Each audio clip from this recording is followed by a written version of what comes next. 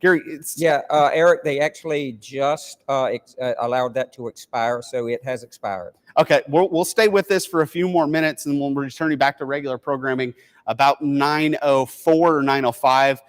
In the back, we'll stick with it. This is a very, very quickly developing situation. We get storms like this, and we'll kind of walk you through and show you why we were concerned. So we see a little area of winds, and that's when we lost power. So we lost data for a little bit. But see this bow from Lizella back into Macon and then up toward Gray, but it starts cutting back right here. This is typically where we see that area of rotation. And I was talking to Gary when that severe thunderstorm warning was issued. I said, we have to watch this area for some circulation, and very quickly happen. They don't stick around for long typically when you get a situation like this, but you can see that area of circulation not as tight. The greens and reds aren't close to each other, and we'll get you back to regular programming as soon as possible. But that is when the National Weather Service issued that tornado warning, right on the top of that backward C, and we get some inflow, enhanced outflow, and that is typically where we see that area of circulation. That happened just to the south and west of Lewiston. I'm assuming, Gary, no confirmation on any damage? No, Eric, the only thing that we have so far is that it was reported, again, on Mercer University Drive. They had trees down and vehicles damaged at 1501 Mercer University Drive. Okay, and we are getting reports of a lot of power outages in Macon-Bibb. Some schools, some Mother's Morning Out programs getting canceled today due to some power outages. So if you have anywhere to be this morning, make sure you're checking to make sure things are open. But really starting to see this become outflow dominant and not seeing as much area of circulation. So what we mean by outflow dominant. So here's the area of circulation, and here's the winds. So winds are away from radar. So this is kind of coming up this way, and then green is in. So still some broad rotation with this, but we're probably going to see a nice shelf cloud moving right into McIntyre. As this approaches Sandersville, Dublin later, you'll probably see that big, scary-looking shelf cloud. But that area of rotation is tucked back in to that storm. It will be rain wrapped. Don't go outside and try to see it. And if you do have any damage reports, please pass it along. You can email it to us at WGXA news at WGXA-TV.com. Or you can chime in on the WGXA weather app or news app. Both of those, you can chime that in. But again, starting to see that area of rotation become more broad. Master Control and those in the back, we'll give it one more radar scan, and then we'll throw this back to regular programming. But we'll do a quick overview. So a lot of very heavy rainfall, some flash flood warnings still in place. Thomaston up toward Forsyth, that very heavy rainfall. There's Macon still in that severe thunderstorm warning. That tornado warning did drop off, but this storm is going to move through Sandersville into Wrightsville. So if you're in Sandersville and Wrightsville, get ready for some heavy rain. We had some pea-sized hail here at the station, and those winds gusting 60 to 70 miles an hour, according to radar. So for now, we will return you back to regular programming. We'll keep a close eye on this, and we'll continue to monitor this on social media, on the apps, a lot of ways to get information. Tune to us, and we'll get you that information as it's needed.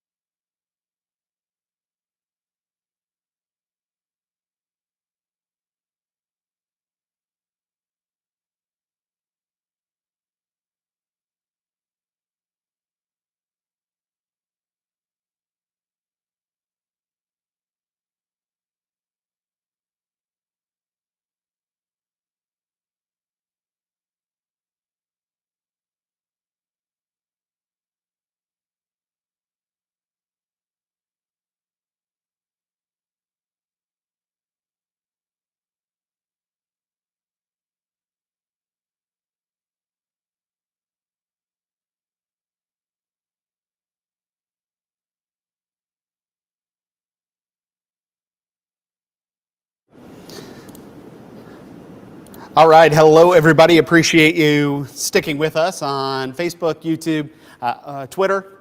I believe we're on also, Jeff, right? Yep.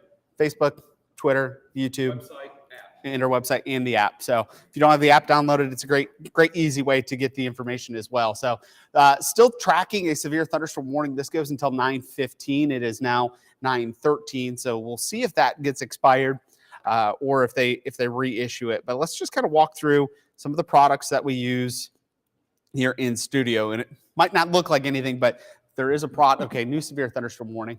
A lot of traffic lights out in the area. Okay, a lot of traffic lights out in downtown Macon. And Gary, if you could push that new warning. Okay, I'll take care of it. That's going to be until Severe thunderstorm warning. Yep, severe thunderstorm warning. That's going to be for Johnson, Lawrence, Washington, and Wilkinson until 10 o'clock. And that does come with the tornado possible tag on that.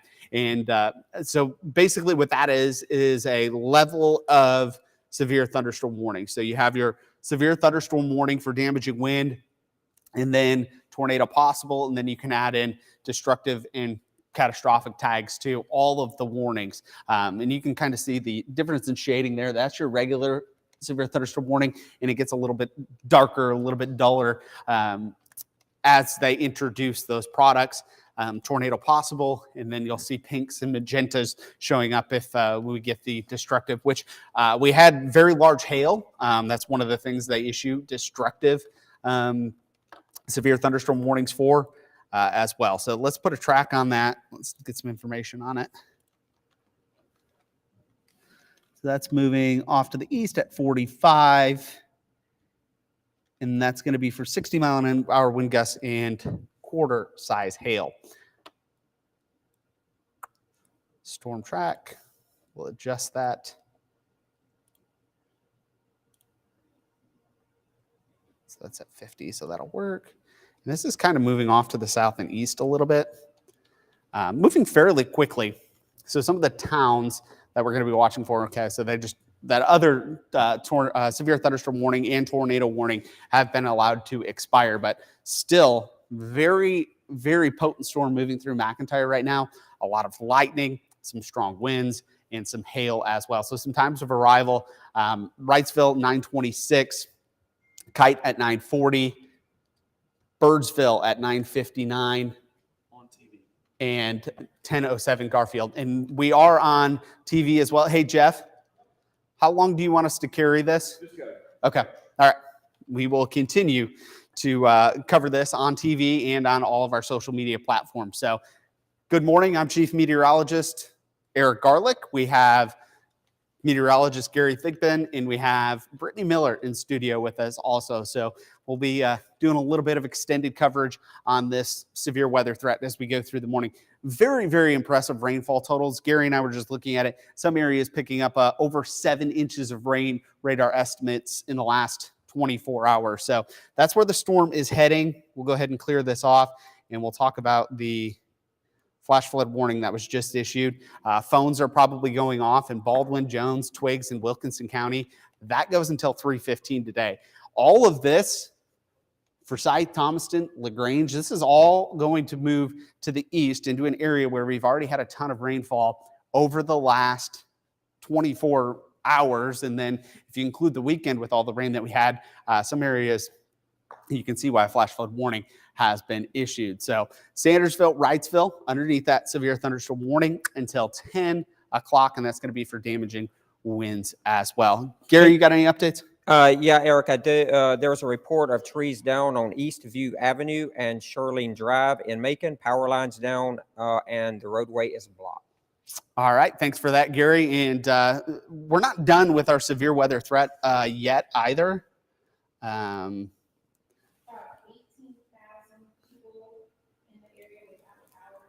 18,000 people.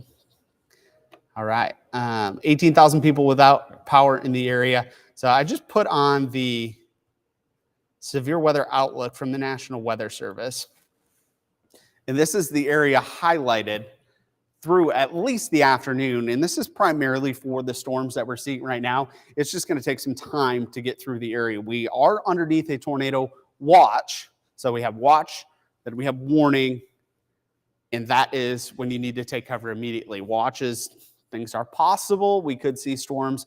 The environment is favorable for development of tornadic storms, and then you get these warnings that kind of hone in and make it a little bit more narrow. But severe thunderstorm warning right now include Wrightsville and Sandersville, and that's going to move off to the south and east. But still underneath that outlook for some severe weather for the rest of the day, and you can kind of see why. So here's the leading edge of these storms, and this is going to slowly move off to the south and east, and it'll take those storms with it. Let's go ahead and look at rotation.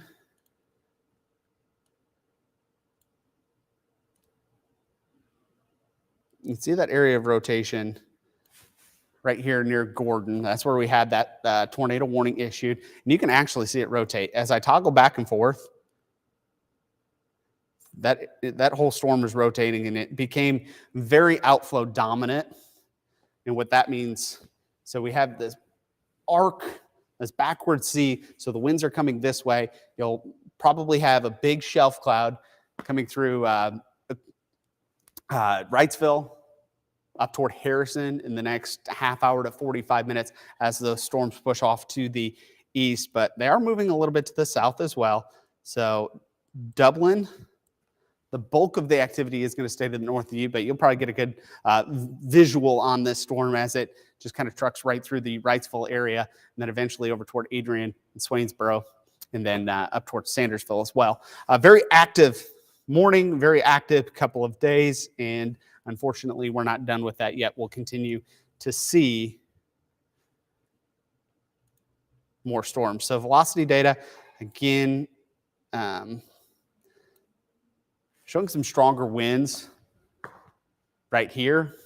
So this is, the wind's going to be blowing west to east through Irwinton, and then we got some inflow into the storm this way, and that is right where that leading edge and where that shelf cloud is going to be, just to the east of Irwinton along 57, moving off toward Wrightsville. As far as hail goes, we've got reports of quite a bit of hail in the area. Let's go back to hail history.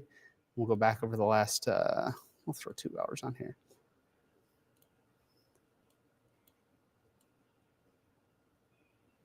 And sometimes equipment doesn't like to work. But we did have some hail cores moving through. We picked up some pea-size hail here in downtown Macon as that storm went through, and those winds gusting to 60 to 70 miles per hour. Some employees here reporting lights, traffic lights, ripped completely off of the wires. So it takes a pretty strong wind gust to do that, and those storms were pretty potent as they move through. And Eric, speaking of that, the hail, we also had a report of some nickel-sized hail on Bowman Road and Wesleyan Drive, and that was in Macon Bibb, of course.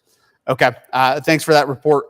Gary, any other storms that they might be watching that we're not? I'm not seeing a bunch of shear showing up, which is good. Just want to make sure we're on the same page with the National Weather Service.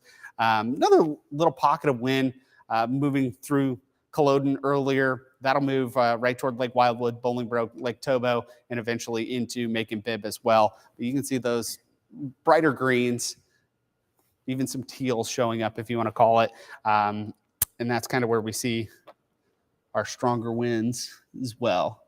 Gonna throw radar on and show you again, kind of that bowing segment. So the backward C again from Culloden back this way. And this is where we're going to have wind speeds maximized. And if we see an area of rotation, it's usually on the north side of a bowing segment like this. And that will pass through Macon Bibb County. We did just have several rounds and some very heavy rainfall and strong winds moving through. So hopefully that helps limit the ingredients that this storm is going to encounter as it moves through Macon Bibb County. But still some very potent storms are moving through as well. Gary, I'm going to throw it to you for a second. If you guys in the back can punch Gary up, and we'll get an update from him. Okay, thanks, Eric. Now, as you just mentioned a few minutes ago, another aspect of these storms coming through middle Georgia have been the heavy rain. As Eric just said, some areas receiving as much as 7 inches of rain.